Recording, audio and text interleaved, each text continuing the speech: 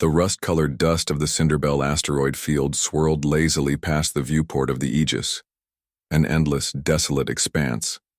Captain Elara Vance traced a finger along the grimy glass, the faint hum of the repurposed exploratory vessel, a constant, quiet companion. For 2 cycles, the Aegis had been humanity's ghost ship, relegated to the fringes of charted space, a stark reminder of the Great Sundering and the Council's judgment.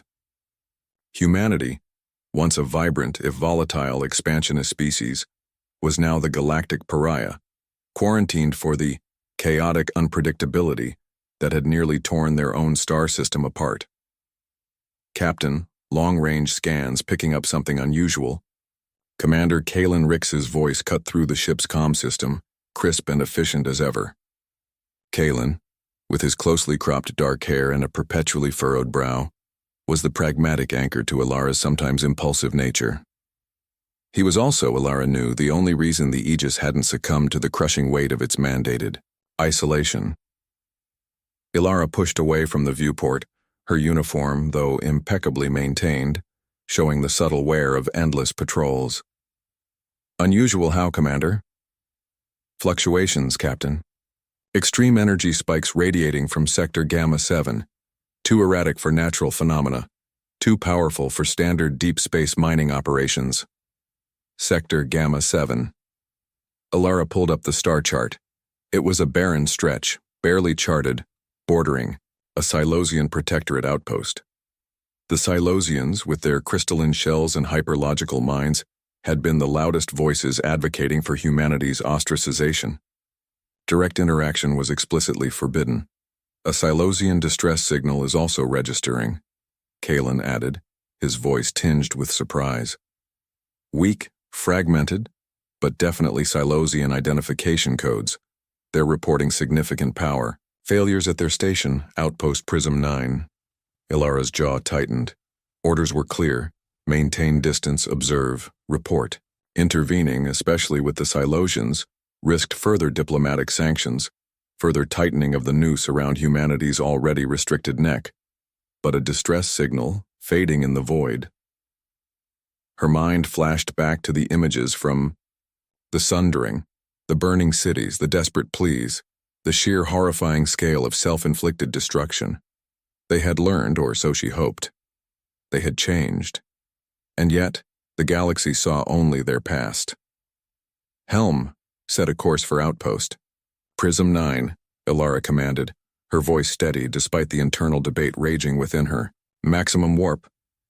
Commander, prepare a full diagnostic sweep upon arrival.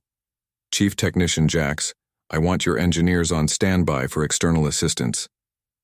Kalen's sigh was almost inaudible, but Elara felt it. Captain, with all due respect, our orders are explicit. Engaging with the Silosians under these circumstances could provoke a severe response from the Council. We're barely tolerated as it is. Elara turned, her gaze firm, meeting Kalen's. And what are they to do, Kalen?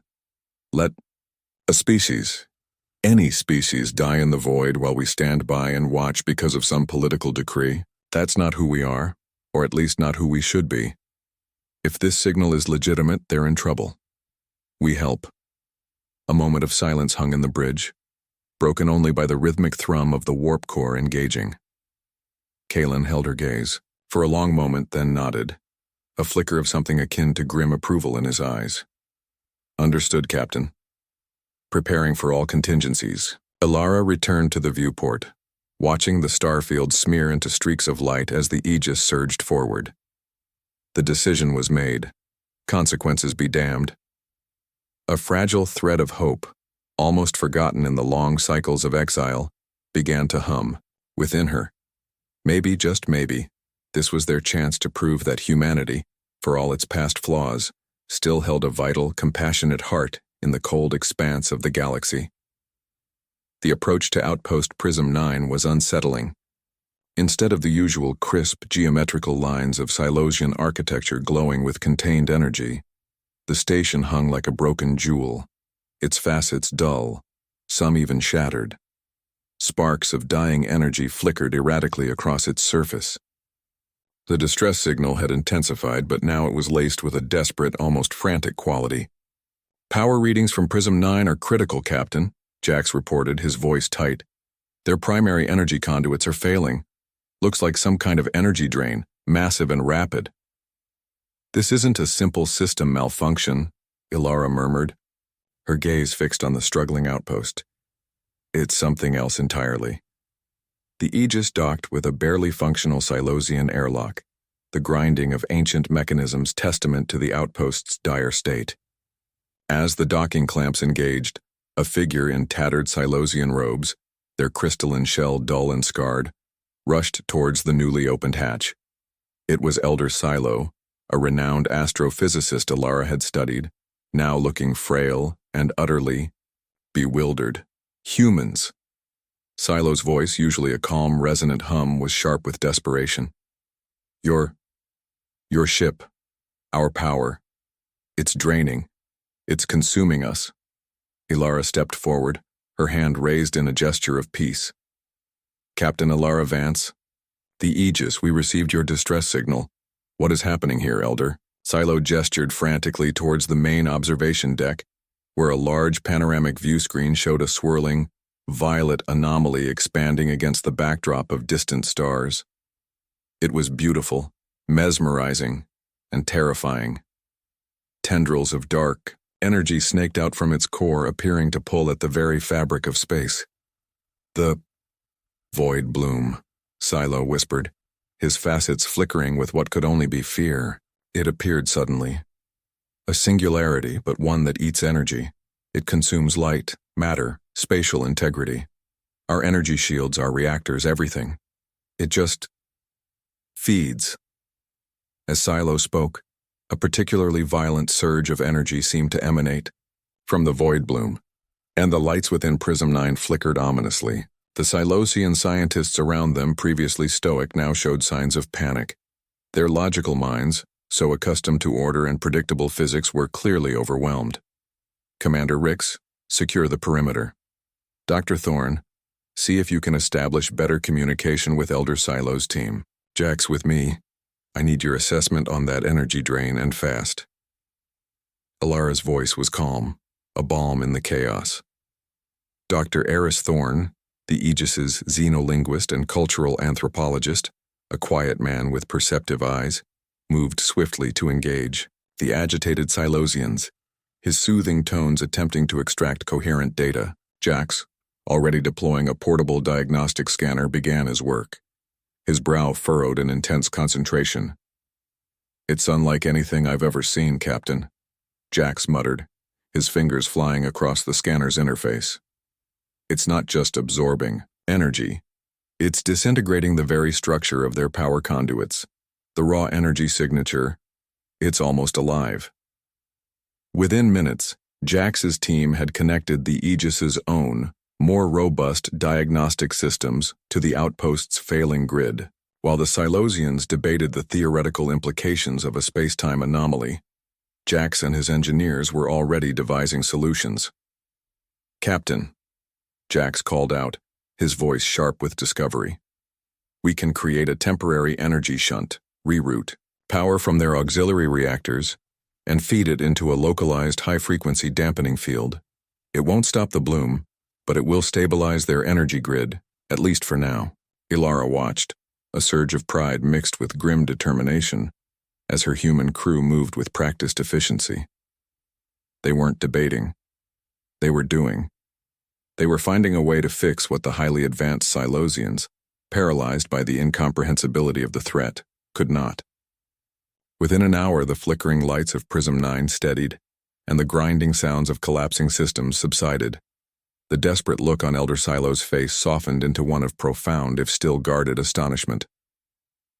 Your technology," Silo stammered, looking from the now stable power conduits to Jax, who was wiping grease from his hands. "It is unconventional, but effective." "We learn by doing, Elder," Elara said, a faint smile touching her lips. "Now, tell us everything you know about this void bloom, because I have a feeling this isn't just an outpost problem." The violet anomaly continued to pulse on the view screen, a silent, growing menace.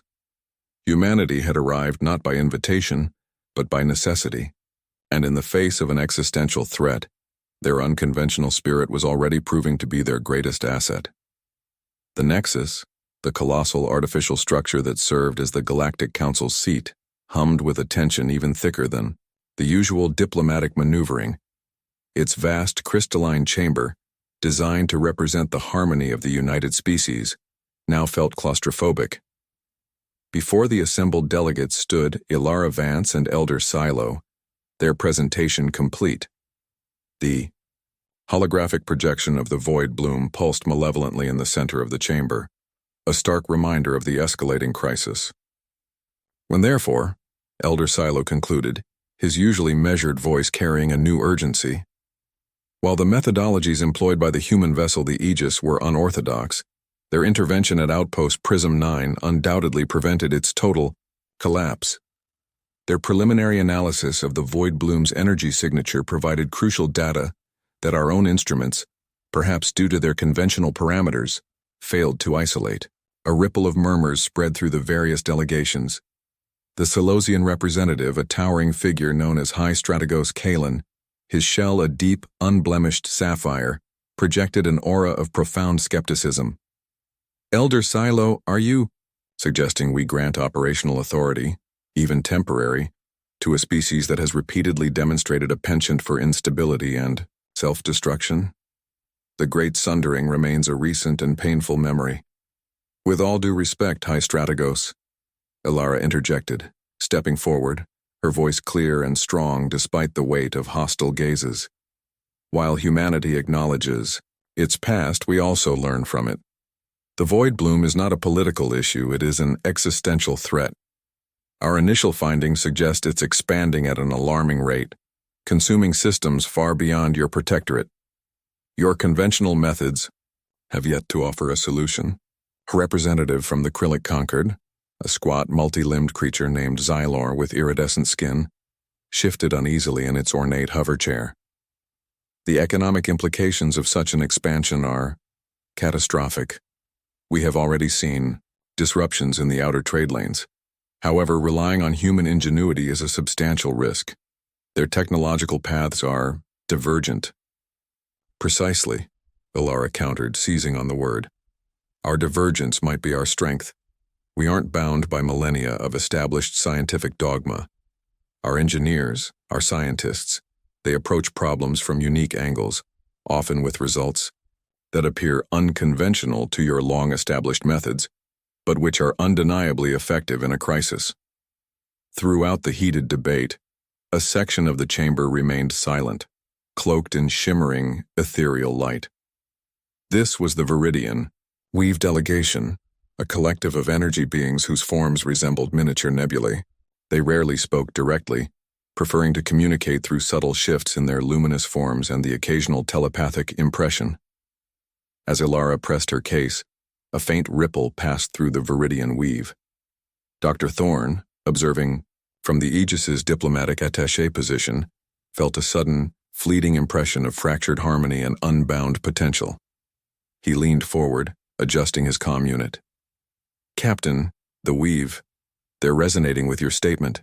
I'm receiving impressions of paths unseen, frequencies unmeasured." Elara picked up on the subtle cue. "The Viridian weave seems to understand. This threat is not one that can be solved by adherence to old rules. It requires a new perspective. Our research indicates the void bloom isn't merely absorbing energy. It's actively disrupting the fundamental quantum fabric of space-time. Standard energy shields and weapon blasts merely fuel its growth." High Strategos Kalen's crystalline, Orm-hardened. "And what is your proposed unconventional solution, human captain? A prayer?" "No, High Strategos." Elara met his gaze without flinching. "A calculated risk. We believe the void bloom may be susceptible to a specific resonant frequency, one that could disrupt its intrinsic stability. Our initial data, gleaned from its impact on the Silosian outpost, suggests it's a structural vulnerability, not a brute force problem. But testing this hypothesis requires access to unique energy manipulation capabilities that, by galactic standards, are considered highly experimental, even theoretical. Another shift in the Viridian weave, this time a more pronounced shimmering, accompanied by an impression of ancient echoes and forbidden knowledge. Dr. Thorne's eyes widened. Captain, the weave is reinforcing your point. They're indicating this isn't purely a physical phenomenon. They speak of unraveling, threads and harmonic imbalances within the cosmos itself. Elder Silo, witnessing the Viridian weave's unprecedented semi-endorsement, finally spoke up again, his voice weary but resolute. High Strategos, while humanity's history is problematic, their direct action saved Prism 9.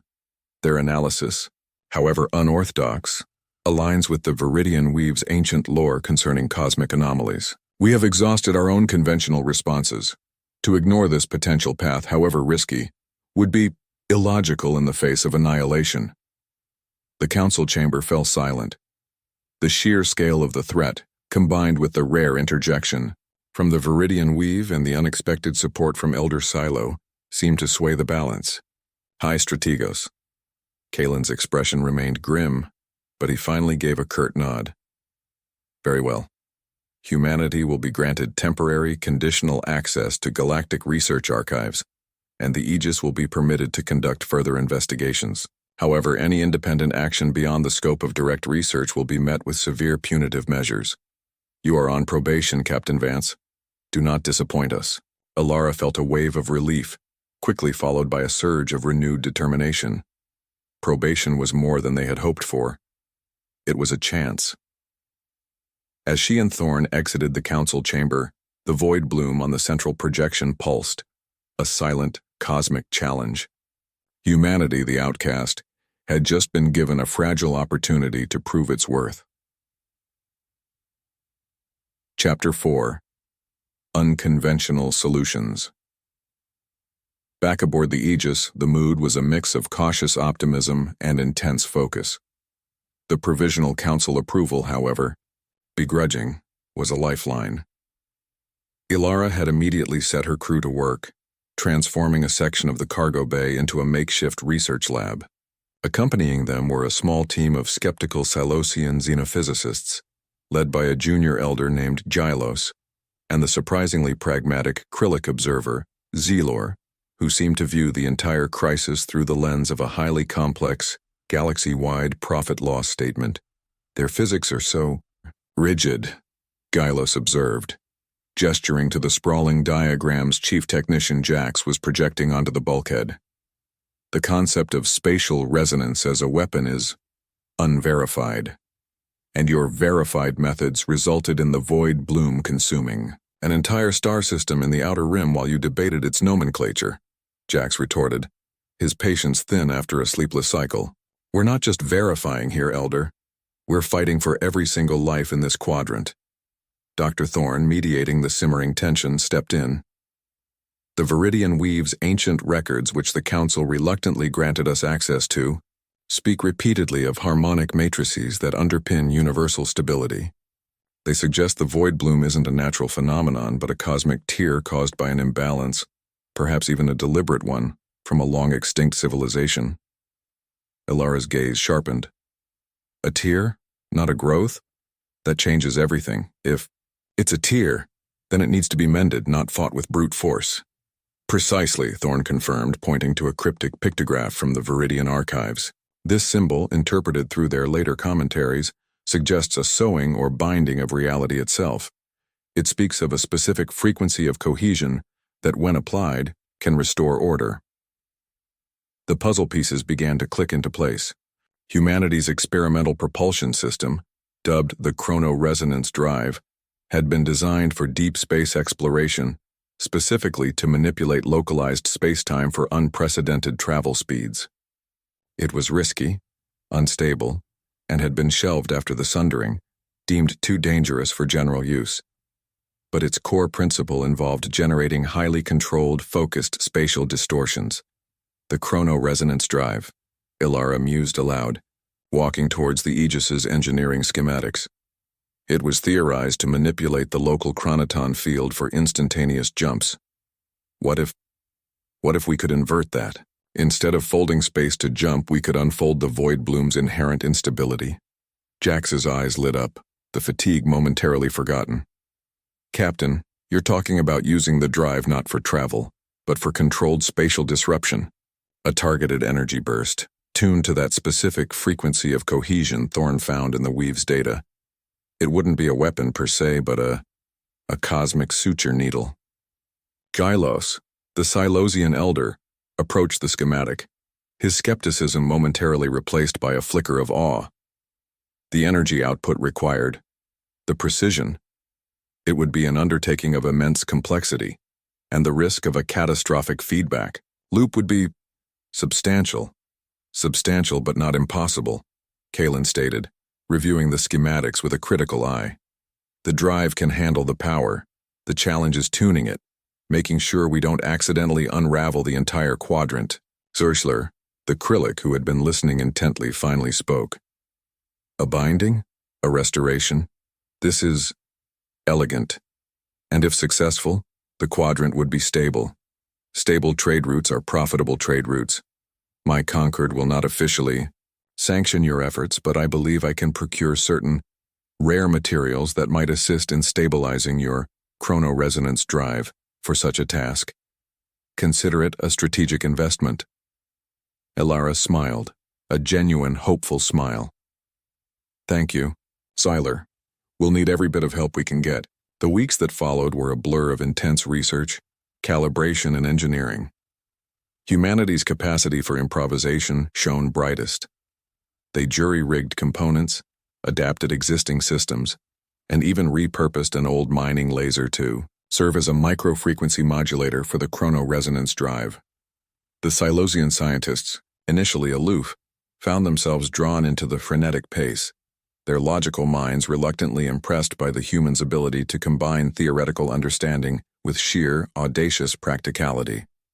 Dr. Thorne, meanwhile, continued his deep dive into the Viridian Weave's lore, finding more specific harmonics and energetic pathways that would be crucial for their delicate operation. We have the calculations, Captain, Jax announced one cycle later, his face smudged with grease but his eyes bright. The frequency, the power modulation. It's insane, but it's viable. We can do this. Elara looked from Jax to Kalen to Thorne and even to the now less skeptical Gylos and the subtly supportive Xyler. Humanity, the outcast, had found an answer where others had only found despair. Now came the hard part, convincing the Council to let them use it. And then, the terrifying leap into the heart of the void bloom itself. The nexus was colder this time. The threat of the void bloom, now expanding at an accelerating rate, cast a long shadow over the Council proceedings. Reports flooded in from distressed outposts and ravaged trade routes, painting a grim picture of impending collapse. Elara stood before the Council once more, the weight of a quadrant's fate resting heavily on her shoulders. Beside her, Elder Silo, his crystalline shell reflecting the grim reality, offered a silent, solemn support. We propose to activate the chronoresonance drive, Elara stated, her voice resonating through the vast chamber, modified to emit a precise, high-energy spatial resonance. This frequency, as indicated by both our extrapolated data and confirmed by the Viridian Weave's ancient wisdom, will not attack the void bloom. It will, instead, act as a catalyst for its own collapse, a harmonic suture for the tear in reality. High. Strategos Kalen's response was immediate and sharp. And the risk, Captain Vance? Your data indicates an energy output that could destabilize an entire subsector if miscalculated. The collateral damage if your suture unravels is unacceptable. The risk is high, Strategos, Elara conceded, meeting his unwavering gaze. But every conventional method has failed. Your fleets cannot contain it. Your energy dampeners merely accelerate its growth. We have a solution. It is unconventional. It is dangerous. But it is the only solution left. Xylor, the Krillic observer, stepped forward, his multiple limbs gesturing subtly. My Concord has invested considerable resources in observing the human vessel, the Aegis. Their ability to adapt, to innovate under duress is notable. While the risk is substantial, The complete collapse of intergalactic trade routes, which is imminent, is a far greater detriment. My people are willing to endorse this gambit, with certain contractual caveats, of course. The Krylic's support, born of pure pragmatism, was a significant shift. Yet, the Silosians remained hesitant. Your history, Captain Vance, suggests a tendency towards overreach, said another Silosian delegate, their voice a low, warning hum. Our history also suggests a tendency toward survival against impossible odds, Elara countered, her voice gaining strength. We are a species that has faced annihilation, looked into the abyss, and pulled ourselves back. We understand what is at stake. We understand the consequences of failure better than anyone. We are not proposing this lightly. This is a meticulously calculated risk, born of desperation and deep scientific understanding. Dr. Thorne stepped forward, his voice calm but firm. The Viridian weave has provided further insight. They confirm the binding frequency is unique to the void bloom's particular distortion. They also indicate that the chrono-resonance drive, by its very nature of manipulating localized spacetime, is uniquely suited for this task. No other known galactic technology possesses the raw power and precision required for such a delicate operation. A low, collective hum emanated from the Viridian Weave delegation, an implicit endorsement that carried more weight than any direct statement. Elder Silo, sensing the council's wavering, stepped forward. High Strategos, the truth is stark. We have no other path. To delay further is to condemn countless systems. Humanity has demonstrated its capacity for innovative solutions and unwavering resolve in this crisis. I believe their intentions are honorable, and their plan, however audacious, holds the only true hope. The council chamber was thick with unspoken tension. High Strategos Kalen stared at the holographic void bloom, then at Elara. The choice was clear: gamble on the unpredictable humans, or watch the quadrant slowly unravel. Finally he spoke, his voice clipped. Very well. The Aegis is granted permission to proceed with the activation of the chrono-resonance drive. You will be monitored at all times. Any deviation from your stated plan, any unauthorized action, and the full force of the Council fleets will be brought to bear. This is your final chance, Captain Vance, for humanity and for the quadrant. Elara nodded, a silent promise. We won't disappoint you, High Strategos. As the Aegis prepared for the mission, a palpable sense of purpose, almost a solemn resolve, settled over the crew. Jax and his engineers made their final calibrations to the chrono-resonance drive, the colossal mechanism glowing with an almost sentient energy. Kalen oversaw the battle readiness of the ship, ensuring every system was pushed to its peak. Dr. Thorne reviewed his translations of the Viridian Weave's texts, searching for any last-minute insights. The time had come. Humanity, the outcast, the chaotic, was about to step into the void, with the fate of the galaxy hanging in the balance, a desperate gambit for redemption. The jump into the void bloom was unlike anything the Aegis crew had ever experienced. The exterior viewports, usually displaying the crisp tapestry of stars, were now a riot of swirling violet, inky black, and blinding flashes of errant energy. The very fabric of the ship groaned, protesting the unnatural stresses. Warnings blared. Across the bridge, a cacophony of system overloads and structural integrity alerts. Gravitational fields are fluctuating wildly, Captain, Kalen shouted over the din, gripping his console. We're being pulled in multiple directions at once. Compensate. Helm! Elara's voice was a steel thread cutting through the chaos. Her knuckles were white as she clung to her command chair, but her eyes were fixed on the tactical display. The void bloom was a churning maelstrom, its heart a deeper, impenetrable black. Their target was a minuscule point within that storm, an eye of the cosmic hurricane. In engineering, Jax and his team worked frantically, sweat gleaming on their faces. The chrono-resonance drive, a massive, gleaming conduit of humming energy, vibrated violently. Power fluctuations. The bloom is fighting us, Captain. It's trying to absorb the very energy we're trying to project. Hold the line, Jax. Elara commanded, her voice raw. We can't waver now. Dr. Thorne, any new insights from the weave? Anything that can help us tune this frequency amidst this chaos? Thorne, strapped into a reinforced seat, was immersed in a specialized data interface, his mind straining against the telepathic static emanating from the void bloom. The weave speaks of a countercurrent, Captain, a resistance. It's not a uniform tear, it's self-reinforcing. We need to, not just project, but mirror its chaotic energy, then precisely invert it. Mirror and invert? Jax yelled, his eyes wide. That's an order of magnitude more complex. It means riding the edge of catastrophic feedback. You're the best, Jax. Find that edge and hold it, Elara responded, her gaze unwavering. Alarms flared as a direct energy tendril from the void bloom lashed out, striking the Aegis's shields. The ship shuddered violently, throwing crew members from their stations. Sparks rained down from damaged conduits. Shields at 40% and failing, Kalen reported, his voice strained. We can't take another hit like that, Captain. Jax, status on the drive activation. Almost there, Captain. Just need to realign the phase dampeners to account for the bloom's counter-resonance. It's like trying to thread a needle in a hurricane with a broken arm. On the Council's command vessel, the Lumina, High Strategos Kalen watched the Aegis's signal flicker on their long-range monitors.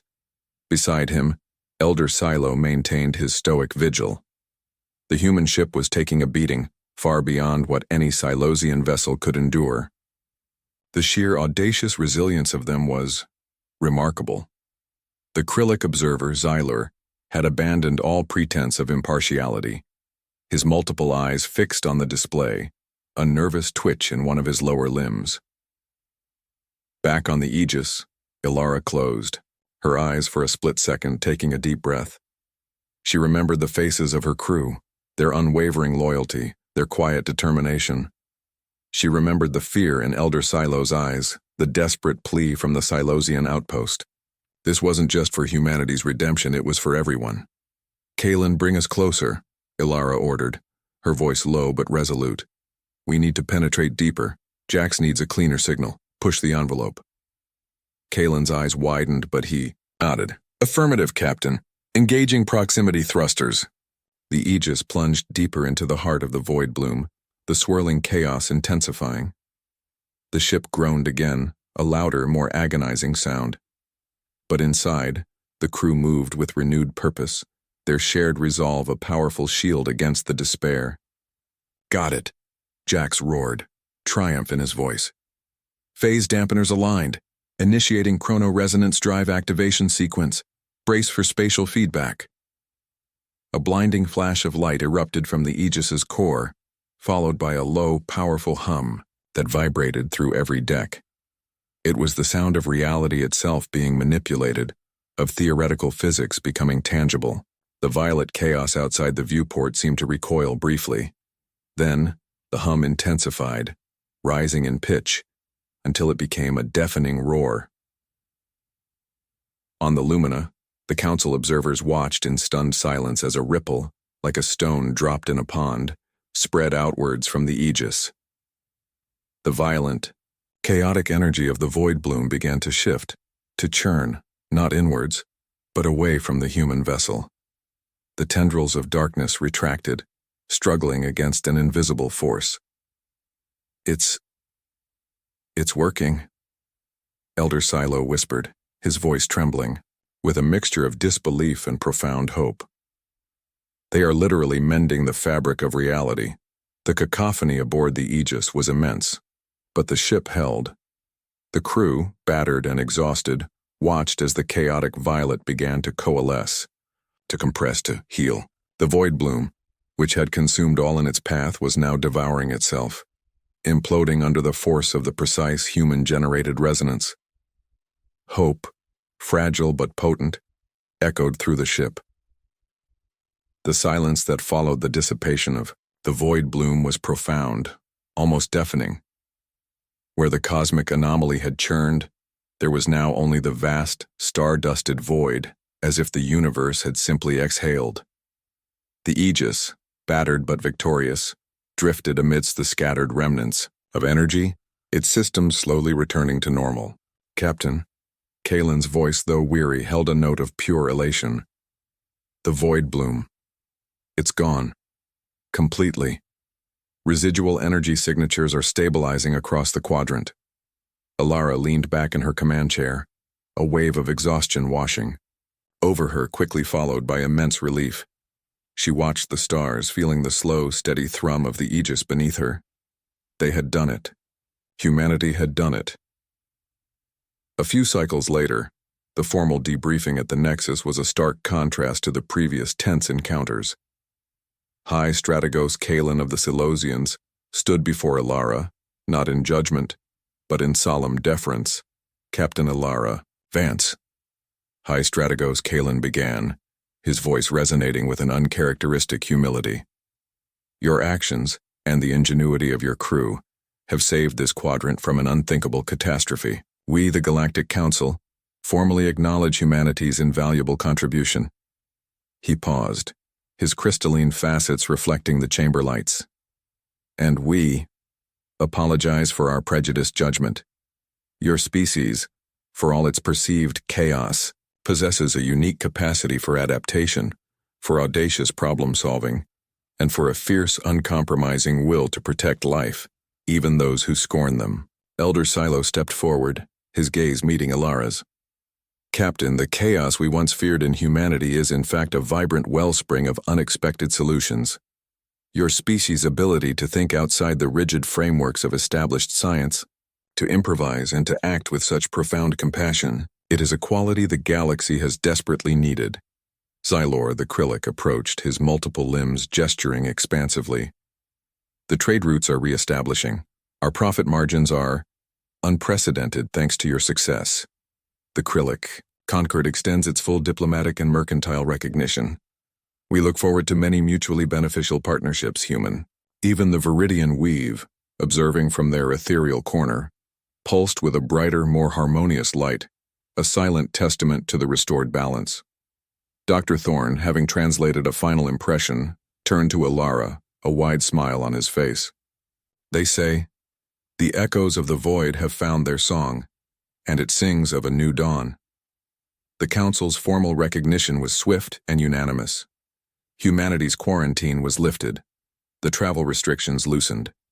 The Aegis, once a symbol of exile, was now hailed as a vessel of salvation. But for Elara, the true victory wasn't in the accolades or the lifting of sanctions. It was in the quiet, undeniable shift she felt within herself and saw in the eyes of her crew. What now, Captain?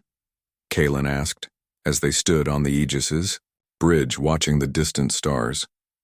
Elara looked out at the vast, beckoning expanse. Now, Commander, we continue to explore, not just space, but possibilities. We show the galaxy that humanity's greatest strength isn't just surviving, but thriving, and that our chaos can be a force for creation, for unity, for hope. The hum of the Aegis was no longer a lament for past mistakes, but a vibrant song of a future rediscovered. Humanity, redeemed and reborn, was ready to take its rightful, if still unconventional, place among the stars. The echoes of the void had faded, replaced by the resonant, hopeful melody of a new dawn.